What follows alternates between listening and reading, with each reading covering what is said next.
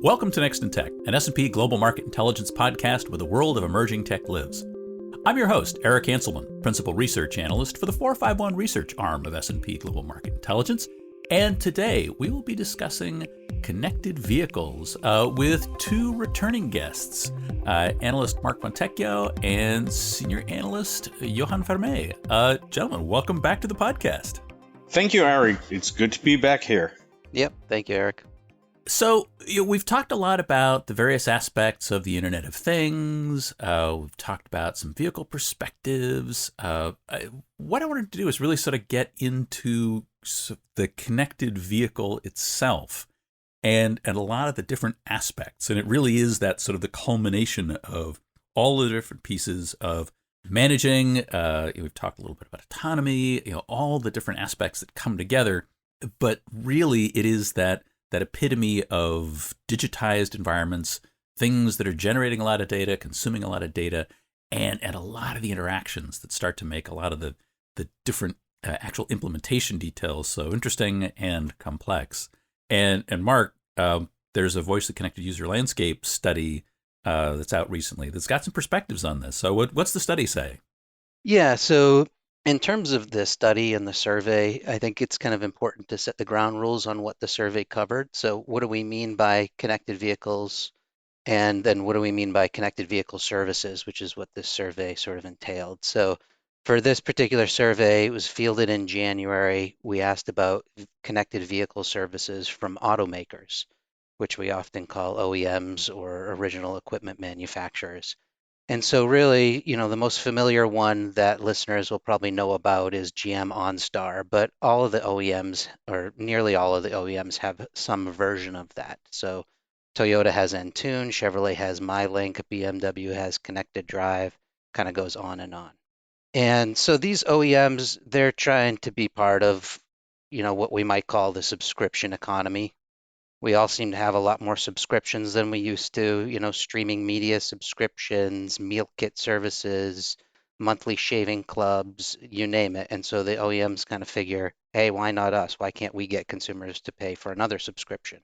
There's a revenue stream in there, so why don't we tap it? That's right.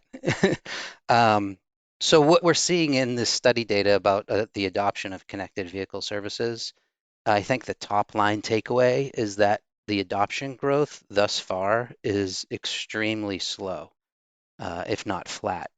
So when we surveyed consumers last year on this topic, 27% said that they had connected vehicle services.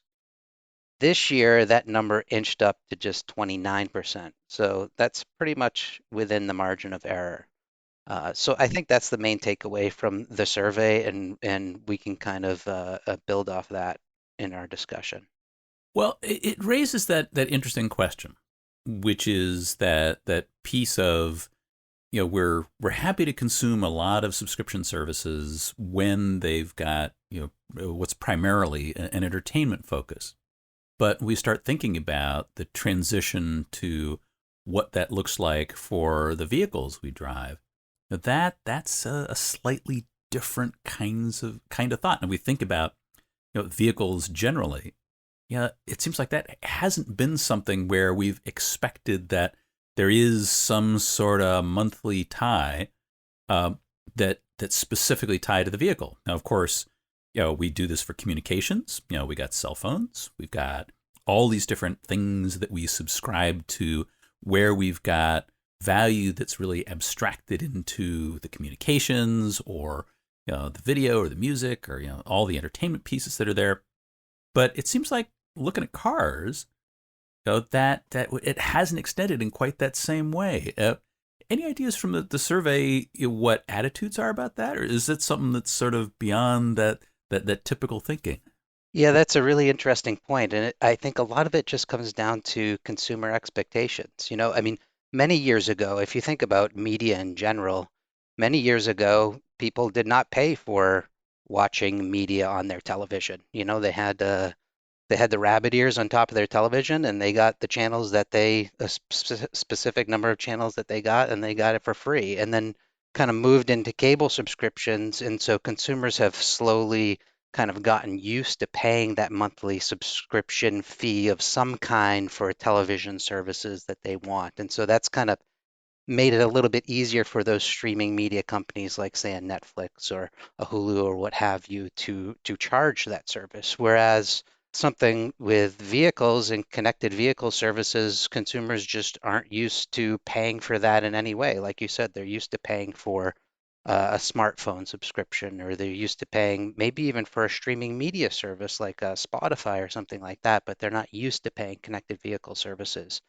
And so one of the other takeaways from this survey is that these connected vehicle services, they offer a lot of things that consumers can already get on their smartphones. So they're already paying that sort of data plan, that cellular data plan, and they're getting a lot of the apps that they might use in the car. So navigation or traffic and road condition alerts or streaming media services like Spotify or what have you. Um, and so they're not going to really be willing to pay extra to get that in a connected vehicle package when they've already got it on their smartphone that they can bring into their car and connect to Android Auto or Apple CarPlay. And they've already got a way to be able to handle that. I guess the question is, when we start thinking about that, are there other aspects that they could potentially expand into? And I guess, Johan, if we think about some of the pieces that we've typically looked at in terms of other delivered connected services, I mean, they're right now, what you get for a lot of those connected services are fairly narrow to Mark's point. You're really looking at maybe some emergency services, maybe some nav services, but there are other ways to generate them and ways that are more comfortable for other users. We start thinking about some of those next stages. I mean, we see bits and pieces of this when we look at Tesla's services and capabilities. There, you're talking about over-the-air updates to the car itself. We're still sort of in that transitional period for other manufacturers. Are there aspects of that? Are there other places that we could potentially go when we start thinking about those capabilities?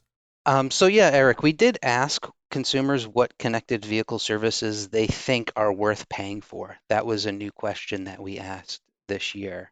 So as you can imagine, several of the top results were vehicle specific. So if you think of OnStar, its biggest selling point, when you see an ad for them is that it pushes is its emergency services, where your car breaks down or you get into an accident, you can contact someone immediately. And so those were the top results as part of this survey. Roadside assistance was the number one feature that consumers thought was worth paying for. Stolen vehicle locator was another. So, I mean, many years ago, you think about LoJack, right? And the thing you would lock on your steering wheel. So, that's a service that people are willing to pay for. Remote lock and unlock was another. So you kind of get the idea.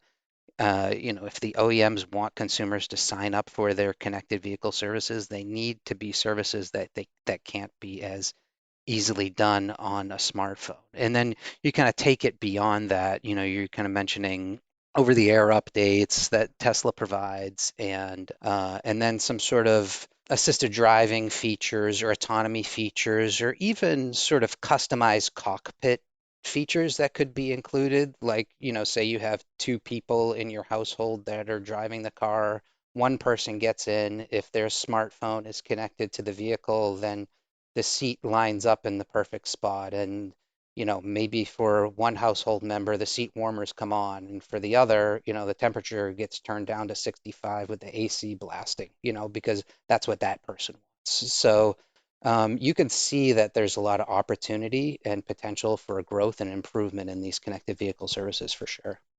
Yeah, so it's vehicle specific things that you can't do with your mobile device. We start getting into those kinds of areas. I mean, Johan, what do you think are those angles that start to have interesting impacts? But there are also aspects that we're starting to get into areas of concerns about security, data privacy, those other pieces as well. Well, we've been driving around dyno juice powered vehicles for almost a century now, and the whole concept of the car, the whole architecture is changing, where it was like those little machines powering wheels and individual parts. It's now becoming one giant network with compute capacity. So as it becomes connected, it becomes vulnerable, like we see in an office environment where you see the DDoS attacks on the enterprise network, or recently, now that we're getting into IoT and we're putting sensors in every machine and factory, we see malicious attacks on pipelines and critical infrastructure.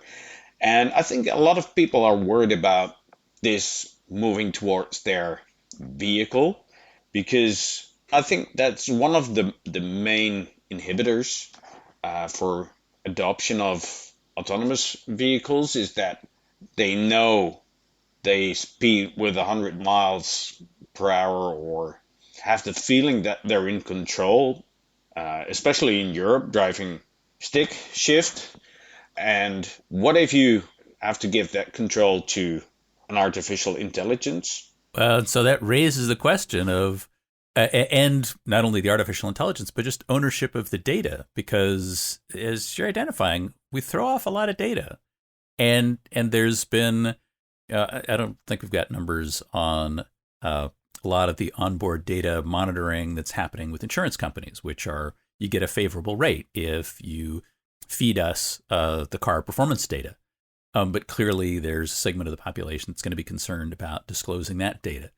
We already know that electronic tolling information has privacy concerns. It's wound up in lawsuits, being able to identify a location of who was where, and based on electronic tolling.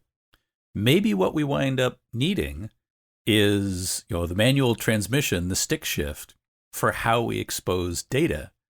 And I wonder if users had more control, Johan, to your point, whether or not that would help to allow them to be more comfortable with that sort of data management. Because it does seem like, Mark, the point you're identifying is that users are concerned about how that data is going to get used, and the kinds of things they want to be able to do with it. Yeah, I can speak to that really briefly, Johan.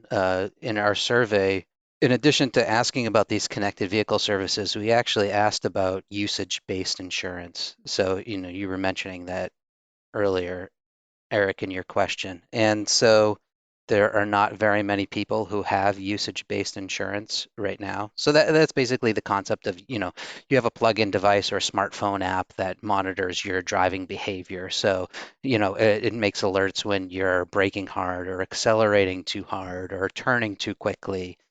Maybe speeding too much, and then your insurance rate can, if you're a good driver, your insurance rate can be lowered. And so there's that sort of trade-off with sharing how you're driving with the insurance company in exchange for getting that better rate.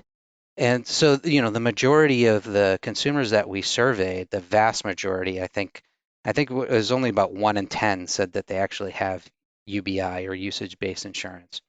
So the ones that don't, we asked them why they don't. And the most popular response was they're just happy with their current insurance rate. But privacy concerns was up there. 1 in 5 said that privacy concerns was a big reason why they didn't have a UBI smartphone app installed. So that's definitely top of mind for consumers in terms of the sort of data that they're willing to give up. I think the benefit, maybe Johan, you can speak to this, but the benefit really needs to be there in the trade-off. If you're going to share all this driving data, you really need to see some sort of financial benefit or some other type of benefit for doing so. Well, yes, if we look at social media and news online, everybody's willing to give up privacy to get to free content. But I think it's the privacy aspect is not yet upfront and center for the OEMs in development.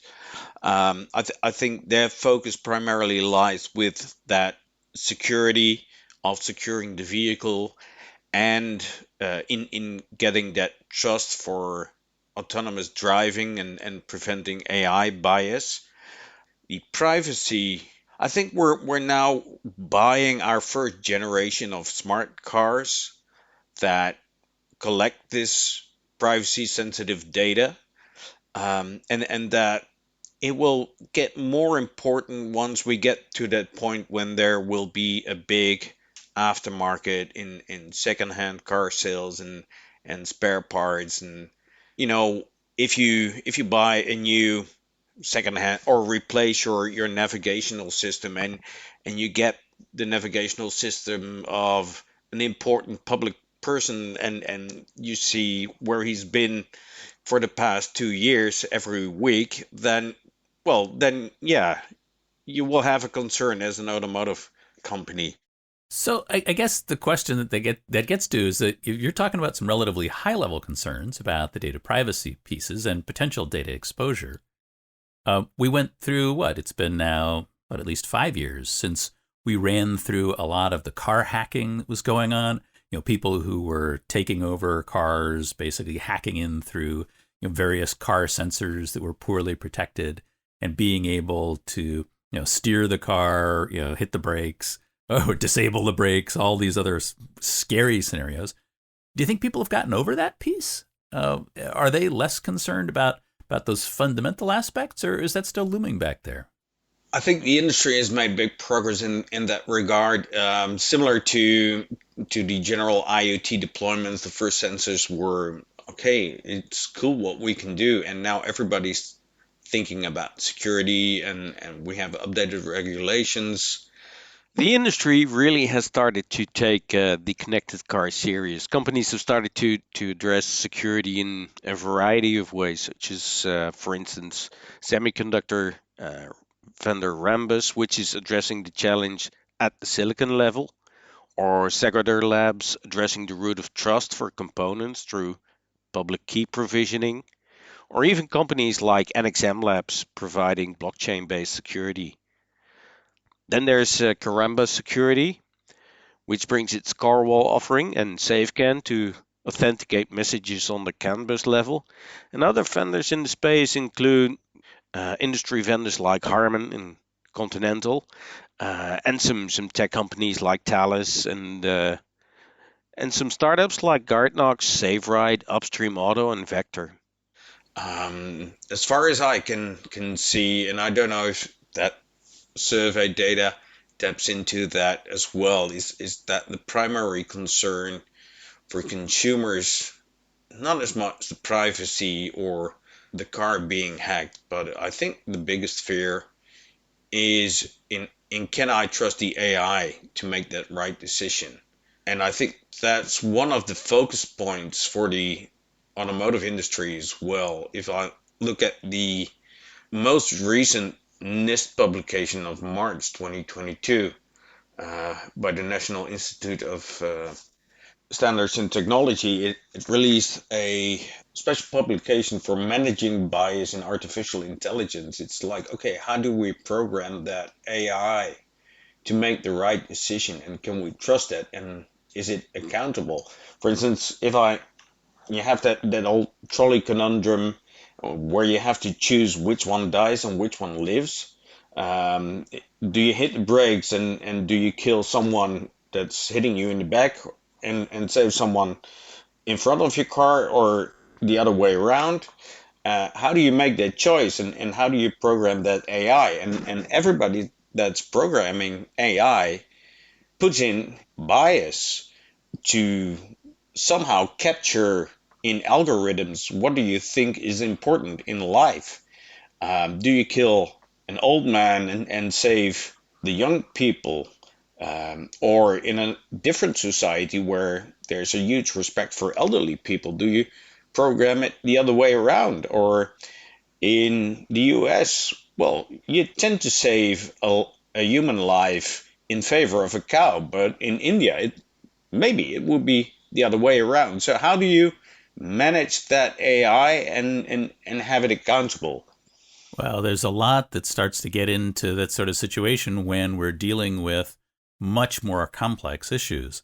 And right now, at least today, we're in an environment where sensors aren't going to, we don't have enough data, fortunately or unfortunately, to make those more nuanced decisions. But even the fundamental things, Johan, to your point, there are a lot of different aspects of how the car is going to behave in an autonomous environment that really have a lot of concerns. And and areas that are getting very gray and start to get into societal values in terms of how they actually operate.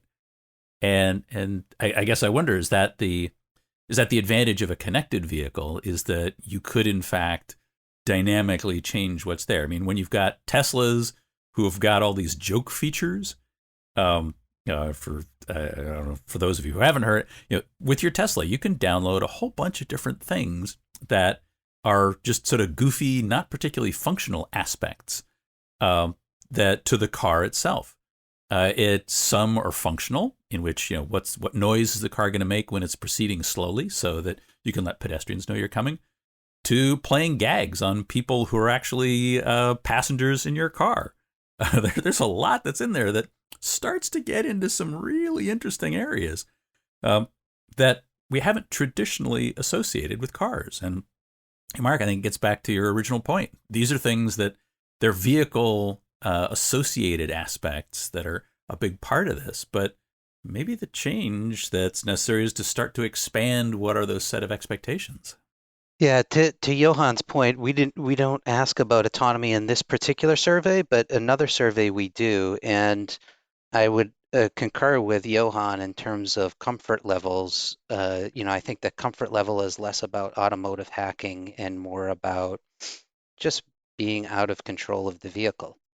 And so we ask the consumers, what kind of autonomy would you be most comfortable with? Or we ask them about different kinds of autonomy. So it might be like a robo-taxi, or it might be kind of like a shuttle, like a shuttle on a college campus or something like that. Well, they're most comfortable with autonomy when it's like a last mile delivery robot, like one of those ones rolling around a college campus delivering a pizza to a dorm or something. They're plenty comfortable with that level of autonomy. But when it comes to robo-taxis driving around a busy city, no, they're not as comfortable with that. And so, I think a lot of it really has to do with perception.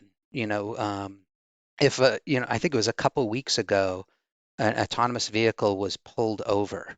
And that like made the national news that an autonomous vehicle was pulled over. And I think it like pulled up a little ways in order to like get into a more safer area. And so that was the big story. And so, we have we have how many thousands of fatal accidents on the road every year from human operated vehicles. But the one that makes the news, because the news contains the word new, is an autonomous vehicle that actually got pulled over but didn't harm anyone or do anything bad. And so I think consumers just need to get more comfortable with the idea of sitting in the back seat while the car drives itself and being able to, like Johan said, trust the AI of that vehicle to make decisions that are as good as, or really ideally, a lot better than a human ever would. And I think that's what it's gonna take for consumers to be comfortable with autonomous vehicles eventually, is that they're going to have to be safer, an order of magnitude much greater than human operated vehicles. Well, and I'd make the case that it gets back to the thing that we talk about with ML and AI all the time, which is establishing trust. And it's, to Johan, your point, it's explainability. It's being able to explain to someone why is it going to do what it's going to do, to be able to get that level of predictability and build that trust so they can actually do something about it. Now, I wonder if we're getting to this sort of general, to a transition in which this is possible. I mean, what should organizations be considering in their plans around connected vehicles? We talked a little bit about insurance. I mean, is this something where, Mark, it sounds like some of, if there were incentives to make people move to usage-based insurance, if your insurance came along with, a Sirius XM radio subscription, would that be enough? Some that we're getting towards incentives that get people to try and shift to that. Should businesses be thinking about integrating with connected vehicle services and capabilities, and where should they consider that heading? And I'll throw it out to either one of you first. Yeah, I can definitely start it off. So what the OEMs are doing now is they're offering free trials, and oftentimes they're very lengthy. Like if you subscribe to HBO Max or something, you get like a 7-day free trial before they start charging your credit card. Well, with these connected vehicle services, they're often offering like a year or more of a free trial for the connected Oh, wow. vehicle services. Yeah, so and the number that I mentioned earlier, how 29% of consumers have connected vehicle services.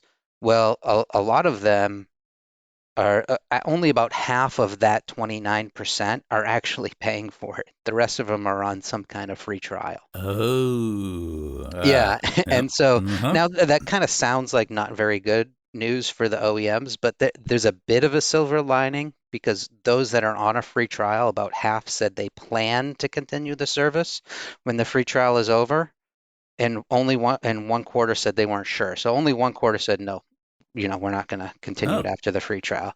So that's kind of reason for a little bit of hope, but it's also a question about, their intention for the future, and sometimes those intentions don't really turn into reality. The other thing that I will say that is, I think, is a hurdle to adoption is cost. On average, our survey respondents said they'd be willing to pay about $15 per month for connected vehicle services. The packages that OEMs are offering are typically much higher than that. I was just looking at OnStar this morning, and one of the most basic ones from OnStar, for example, is $25 per month. And that's just kind of like their very basic package. It goes up from there up to about $50 per month. So I think there might be some recalibration necessary from the OEM side to realize that consumers aren't going to really want to be dishing out $50 a month for roadside assistance services. So it's either they need to start offering a lot more services or they need to bring that cost down. especially the perceptions around what subscription services cost broadly, and when you get entertainment services that are in that $10 to $15 range, that can look like a pretty steep hill to climb. Yeah, I mean, you know how it is with these subscription services. If they're low enough, like you don't even they happen and you don't even realize it. It's like a credit card charge and it's just part of your overall bill. But if it's something that is a little bit higher, then you might take notice of it. So they need to maybe follow that sort of like Planet Fitness model where you make that subscription price so low that the consumers just, it's too much of a bother to even cancel it. You know what I mean? So, Johan, what are your thoughts? Are there capabilities that might potentially open that door a little more? Things that would be more attractive?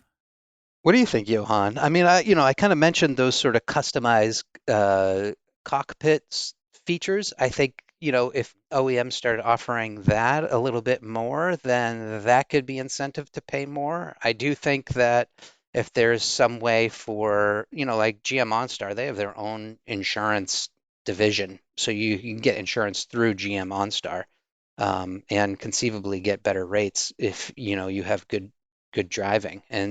And so I think if the discount on the insurance side is enough to offset the cost of the connected vehicle services, that could be enough of an incentive as well. What do you think, Johan? I think there's a lot going on in the automotive industry. It's not just the further digitalization of the car itself and the entertainment system and what have you got, the connected car feature services. But we're also in progress in electrifying our fleet, and consumers start connecting their vehicles to home battery storage, and that's a part where the automotive industry also plays a role. So they're also innovating on that end. And I think if that whole experience becomes more seamless, like you said, with that personalized cockpit that adjusts to your own preferences, but when it's parked at your front door, that it charges your house or interacts with your battery storage and your solar panels. I think it's if that whole service package extends, and the eventual benefit is not just insurance but also a lower energy bill, and all these parts together are the way forward. And in terms of the privacy concerns, I think the automotive industry should really focus more towards that aftermarket that is still nascent for these types of cars, but it will be the challenge for the next decade. Well, this is one of those things where, that the aftermarket add-on enhancement, that's always been a big cash revenue source for the car industry in general. So interesting things there. Although, as you were saying, we do have now a small number of cars that can already be the home battery themselves. Ford F-150, we've got a handful of small sedans that are doing that now. Maybe that's that entree. Interesting perspectives. Well, these have been really interesting insights. Thanks to you both for being on the podcast. So great having you back. Thank you for having us, Eric. Yeah, it's been a great chat. Happy to be here as always, Eric. And that is it for this episode of Next in Tech. Thanks for staying with us, and thanks to our production team that includes Carolyn Wright, Katerina Yakoviello, Ethan Zimmon on the marketing and events teams, and our studio lead, Kyle Canulosi. I hope that you'll join us for our next episode, where we'll be discussing the mergers and acquisitions markets, especially looking at security, with Brendan Daly and Scott Crawfords. I hope you'll join us then, because there's always something next in tech.